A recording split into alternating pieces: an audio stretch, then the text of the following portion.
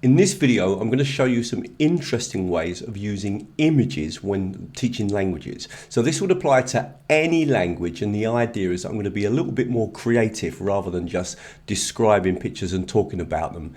This is based on a series of talks I gave for Oxford University Press in Italy, where I was looking at the use of images and also the AI technologies that we can use to support using images in our teaching and learning.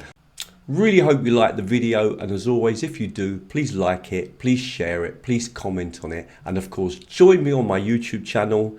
Let's get started. There is a tendency when we work with images to talk about them in terms of describing them, but in reality that's not what we do with images. If we talk about a picture, we normally talk much more about the meaning of the picture. In other words, we kind of miss out on a lot of the value in what a picture is. Whether or not we understand how that picture is manipulated us, whether we understand what the author is trying to project, whether or not we agree or disagree with the picture, etc. So I'm going to try to suggest a few ideas today that move away from just purely describing a picture, but rather start to think about the meaning and critically evaluating a picture. Let me start by showing you a few examples. So I've just got Google Gemini to draw these two pictures for me, and I can actually click on the image and see it nice and big size, and I can download that image and use it with my students. But what I want to point out to you is this: we could easily do an activity where we can compare and contrast the two pictures. But what would be interesting is if we got the students first of all to focus perhaps on some interesting questions about the two pictures, and then get them to choose from those interesting questions which ones they want to talk about. And this makes the activity much more interesting because it means now there's a reading stage, but there's also a brainstorming stage, and it also means that the students have some choice. Now what we can do is actually get Google Gemini to generate some questions for us that we could then share with the students so that they could choose which questions they wanted to answer. So let me just quickly get Google Gemini to generate those questions, and then I'll show you exactly how I did this afterwards. Gemini's done a great job here. I've got 10 questions for a B1 level student based around the actual image itself.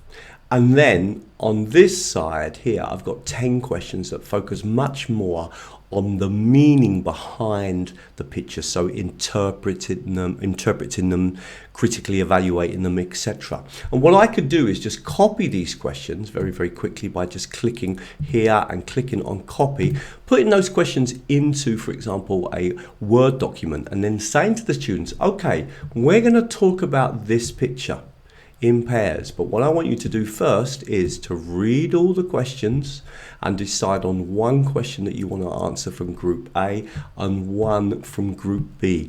Now this does lots of things because it really opens up students to different types of questions that they could focus on. It shifts them away from always talking about the picture in terms of a description, but more getting the students to actually focus on the meaning behind the picture. Also very interesting in this is, as well as of course the students are reading the questions, is that they get a choice. They can decide which question it is that they want to talk about. And then afterwards you can put the students in pairs and they can discuss their questions with their partner. So let's just have a quick look at how we could then actually get Gemini to generate this content. And of course, ChatGPT would also do the same thing. I'm using Gemini because I have a Google account and it comes free with Google. Also, a very popular video that I've done recently about AI and language learning is one I did about YouTube. And if you want to watch that, I'll put that on the screen now and you can click on that. But now what I'm going to do is show you how I get Gemini to generate questions and generate images for me. So if you've got a Google account, just click over on your apps, come down, and you'll find Google Gemini. And then, interestingly, with Google Gemini, you can actually talk to it. So you can just click on this button here and literally ask it to generate an image for you. So I'm going to click on this button here and ask Gemini to draw a picture for me. Can you draw a picture of a very poor shoe? So obviously a shoe that's been worn by someone who hasn't got a lot of money and can't afford to buy a new pair of shoes. And next to it I want a really shiny, expensive shoe from somebody very rich. Press the stop button again to stop the recording and then send. And then that should be enough now for it to generate the image for me.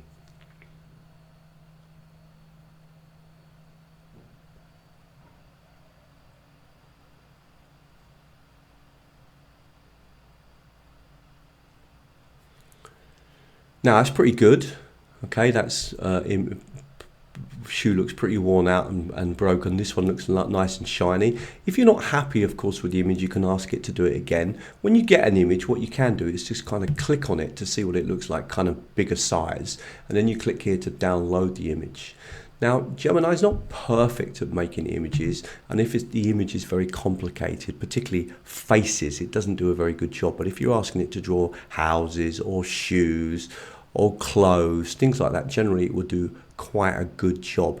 Now, the second part, of course, is to get Gemini now to generate some questions for me related to the shoes. How could I do that? Now, remember, you can write to Gemini, okay?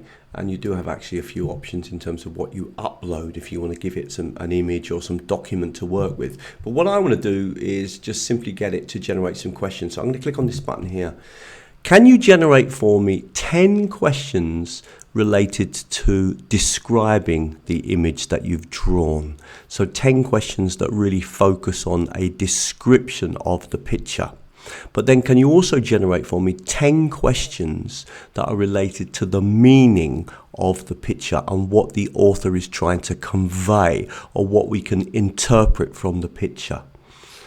Can you make those questions for a student of level B1, so a student of an intermediate level of English on the Sephora scale? I'm going to click again to stop and then send, and I'm hoping it's going to generate the questions, and it does it very, very quickly.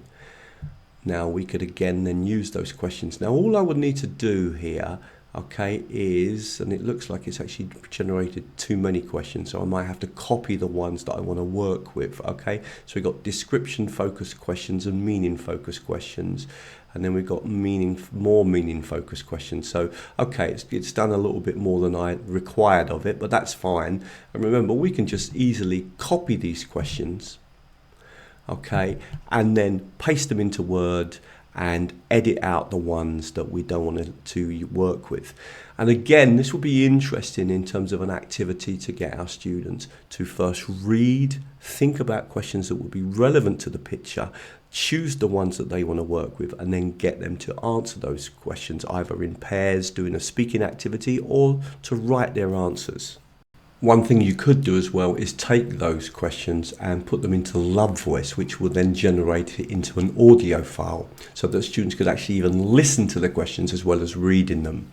And that Luvvoice is a free tool, and it works in multiple languages. So whether or not the questions are in English or French or Spanish or German or Chinese, etc., you might want to look at Luvvoice because it's proven very popular amongst language teachers, and I'll leave that on the screen now.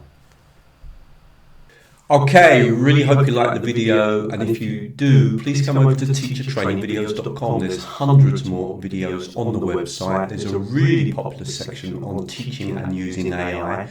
I specialise in making videos to help language teachers use technology.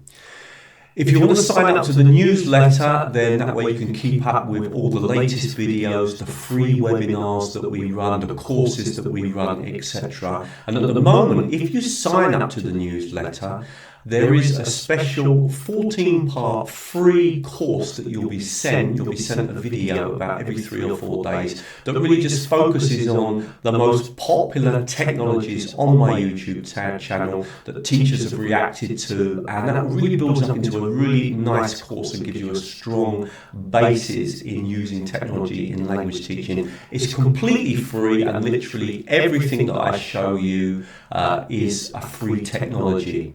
If you'd like to have live training with me, then think about joining me on Patreon. On Patreon, for $6 a month, you get 3 free videos from me each month without any advertisements in them. But the important thing is those videos are connected to a monthly webinar that we have where we meet live. And we normally work with the technology that we focused on that month, or sometimes it's 2 technologies. And we do activities and really learn to use those technologies well, so that then you can try those out in class or online with your students. The other interesting thing about joining me on Patreon is that actually you get access to all of the backdated material.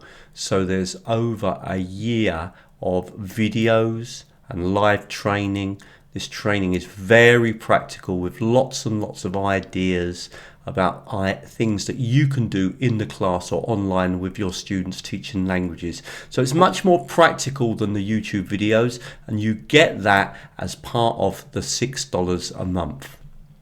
Okay, I'm going to leave some more videos on the screen that I think you might find useful.